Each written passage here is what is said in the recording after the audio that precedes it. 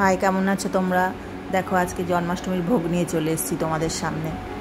প্রথমে তাল দেখিয়ে দিলাম, তালের বড়া হবে, গোপালের প্রিয়। আর এদিকে 5 রকম ভাজা, সেটাকে আমি মাখিয়ে নিচ্ছি। তোমার একটু বেসন দিয়ে দিলাম, বেসন, হলুদ, নুন আর একটুখানি চিনি দেবো, দিয়ে ভালো করে এটাকে মাখিয়ে রাখবো। এটা বেসনটা দিয়ে মাখলে কী হবে, ভাজাগুলো সব আস্তে আস্তে থাকবে। ভাজা করার পরে কীরকম একটু নেতিয়ে মতো যায় না, সেরকম হবে না। বেসন দিতে পারো, চাইলে একটু আটাও দিতে পারো, বা ময়দা যা হাতের কাছে থাকবে দিয়ে দেবে। আর এদিকে মালপোয়ার দেখো ব্যাটারটা তৈরি করব। দুধ আছে 4 বাটি পরিমাণ, তার মধ্যে ওই 1 বাটি পরিমাণ সুজি দিয়ে দিলাম, ময়দা দিয়ে দিলাম ওই সম পরিমাণে, আর দেবো কলা, আর অল্প করে নারকেল দেবো, বেশি দেবো না, তাহলে শক্ত হয়ে যাবে।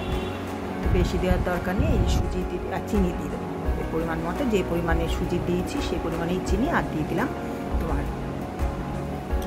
মৌরি দিয়ে ওটা ভালো করে মেখে নেবো। আর এদিকে দেখো ক্ষীরের জন্য দুধ বসিয়ে দিয়েছি, ওটা ক্ষীর হচ্ছে আস্তে আস্তে। আর এদিকে রিফাইন অয়েল দিয়ে দিয়েছি। এবার লুচি ভাজবো।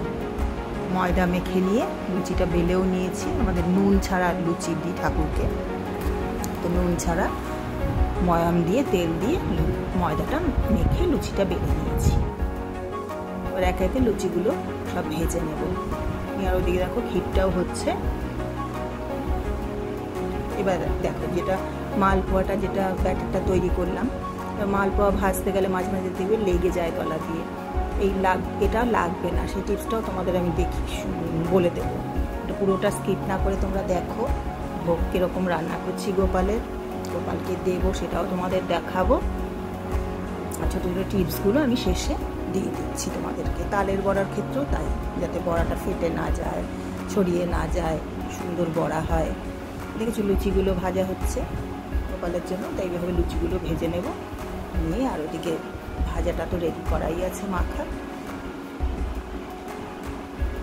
তো ভাবলাম জন্মাষ্টমীর দিন ঠাকুরকে দিলাম, আমার 2জন গোপাল আছে, তোমাদের সঙ্গে শেয়ার করে দিই ভোগটা। পুজো তো হয়ে গেছে, এখন তো শেয়ার করাই যায়, ওই জন্য রেডি করে নিলাম। লুচিটা ভাজা হয়ে গেছে, এবার মালপোয়াটা ভাজবো। ওদিকে দেখো ক্ষীরটাও রেডি হয়ে যাচ্ছে।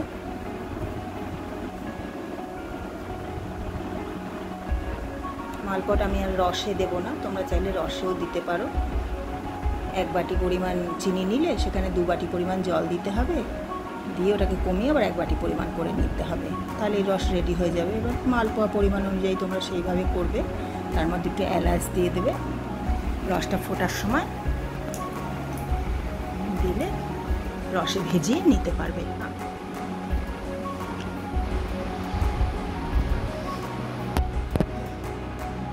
ওদিকে দেখো একটু কিশমিশ দিয়ে দিলাম ক্ষীরের মধ্যে, ক্ষীর রেডি হয়ে এসছে।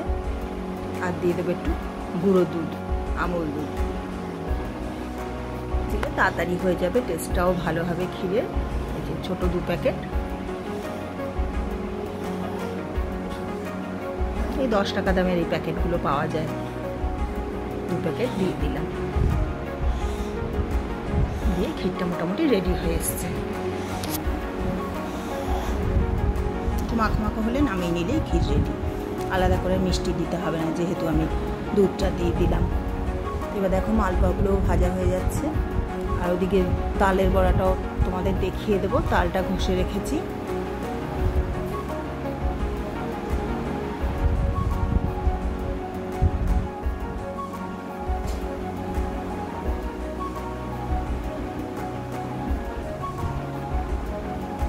দেখো মালপোয়া রেডি।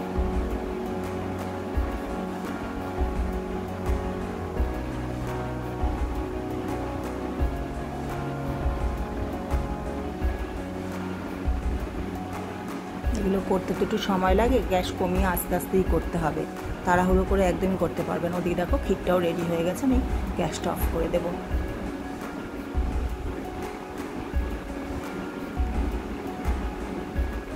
রেডি মালপোয়া।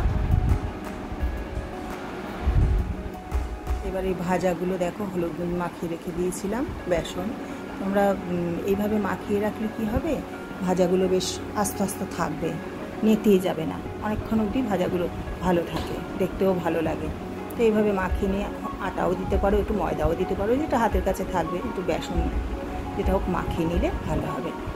আর এদিকে তাল দেখো ঘষে নিয়েছি ভালো করে, ওদিকে ভাজাগুলো হচ্ছে, এর মধ্যে দেবো তোমার একটু সুজি অল্প করে, বেশি দেবো না, দিলে আবার শক্ত হয়ে যাবে, আর একটু ময়দা আর একটু নারকেল কোড়া দেবো আর কলা দেবো।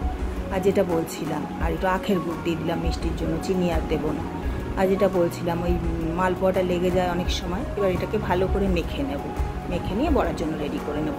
এবার মালপোয়াটা লাগবে না তলা দিয়ে, তাহলে কী করতে হবে, যেরকম ময়দা সুজি পরিমাণ তোমাদের দেখালাম ওরকম দিতে হবে, দিয়ে অল্প করে 1 চামচ, বড় চামচের 1 চামচ মতো আটা দিয়ে দিলে ওটা আর উঠবে, লাগবে না তলা দিয়ে। সবসময় গ্যাসটাকে কমিয়ে, মানে খুব যেন তেতে না যায় তেলটা, সেইভাবে ওগুলো ভাজতে হবে, তাহলে আর দেখবি একটু লাগবে না। বড়ার ক্ষেত্রেও তাই, তালের বড়ার ক্ষেত্রেও তাই। এর মধ্যে একটু করে 1 চামচ করে আটা দিয়ে দিয়েছি। এবার বড়া রেডি হয়ে গেল।